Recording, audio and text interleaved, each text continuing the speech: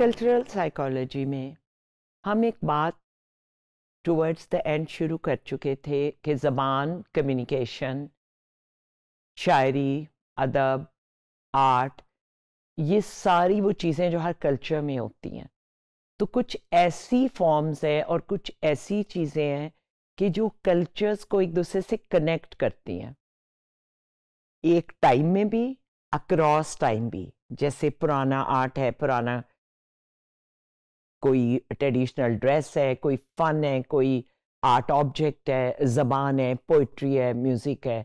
तो ये across time भी हमें करती हैं और अक्रॉस स्पेस भी, विच मीन्स कि डिफरेंट कल्चर्स में एक ही टाइम के ऊपर कुछ चीज़ें सुनी जा रही हैं, कुछ देखी जा रही हैं, कुछ बोली जा रही हैं, कुछ पहनी जा रही हैं, कुछ खाई जा रही हैं। तो वो सारे एस्पेक्ट तो हम कर चुके हैं, लेकिन अब हम आते हैं उन चीज़ों की तरफ जो एक्चुअली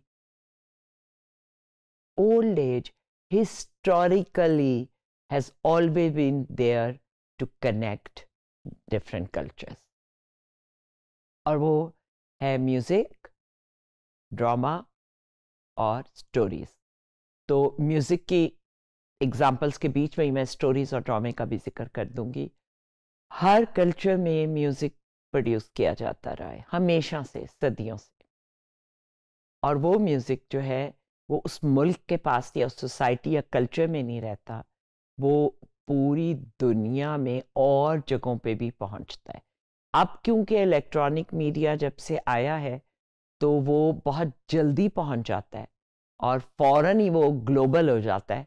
लेकिन बहुत पुराने ज़माने में अगर हम बहुत भी पीछे जाएं, बादशाह अकबर के दरबार में, तो वहाँ पूरे इलाके से और दूसरे कल्चर से म्यूज़िक प्रोड्यूस करने वाले और राग और गायकी के लोग इकट्ठे हुए थे उनके दरबार में।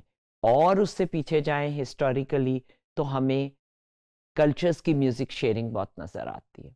ये तस्वीर खुद बोलती है। लंदन के विक्टोरिया एल्बर्ट हॉल में नुसरत फ़तेह अली ख़ान, और फिर उनके बारे में दुनिया के अखबारों ने क्या लिखा। This is an example from our own culture connecting us to people of other culture.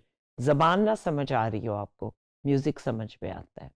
ये सिंगर जो हैं पाकिस्तानी हैं, लेकिन ये जहाँ गा रहे हैं वो पाकिस्तान नहीं है, वो अमेरिका में एक वेडिंग है और उसमें बहुत सारे लोग गोरे थे और बहुत सारे लोग और ज़बानें बोलने वाले थे, but musical appeal is universal.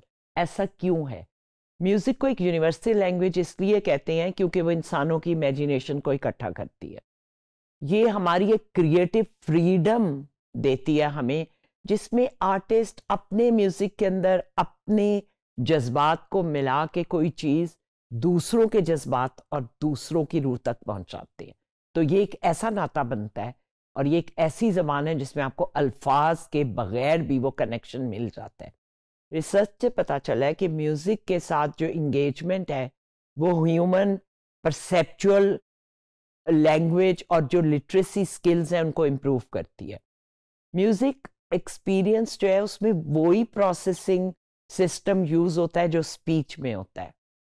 Music एक स्ट्रॉन्ग फाउंडेशन बनाता है कि प्रॉब्लम सॉल्विंग और चीज़ों को समझने की जो एबिलिटी है, और उसके अलावा आप एक रिलैक्स्ड एनवायरनमेंट में चीज़ें लर्न कर सकते हैं।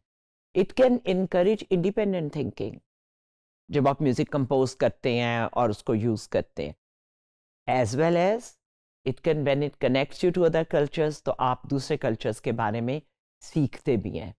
बड़ी इंटरेस्टिंग बात है कि म्यूज़िक में क्या होता है, लव सॉन्ग्स होते हैं, डांस ट्यून्स होती हैं, बेड टाइम सॉन्ग्स होती हैं जिसे हम लोरियाँ कहते हैं बच्चों के लिए, सॉन्ग्स फॉर चिल्ड्रन। ये तमाम जो म्यूज़िक है इनमें ख़ास पैटर्न है, और ये जो स्टडी है इसका नीचे मैंने रेफरेंस दिया हुआ है। इन सब में एक कॉमन चीज़ है कि इंसानी जहन जिस तरह म्यूज़िक को क्रिएट करता है, तो ये जो टाइप ऑफ म्यूज़िक है, ये पता चला कि इंसानी जहन जब म्यूज़िक को क्रिएट करता है तो एक ही तरह करता है। और बड़ा इंटरेस्टिंग फैक्ट है वो ये कि लोरियाँ, तराने या हीलिंग सॉन्ग्स या डांस सॉन्ग्स ब्रिटिश आइल्स में एक जजीरा है, वहां पे भी वैसे ही होंगे जैसे दुनिया के किसी और इलाके में होंगे। उनके जो म्यूजिकल फीचर्स हैं, मसलन लोरियां स्लो, मीठी आवाज में और एक खास रिदम के साथ प्रोड्यूस होती हैं।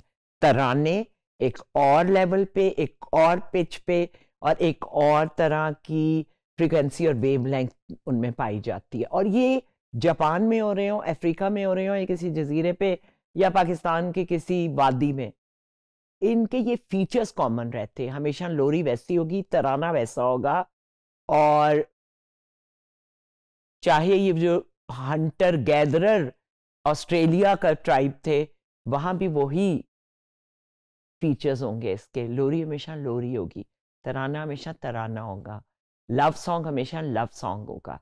तो ये बहुत ही रिमार्केबल बात है, and that teaches us why music is a universal language, because human beings all across the world create the music in the same way.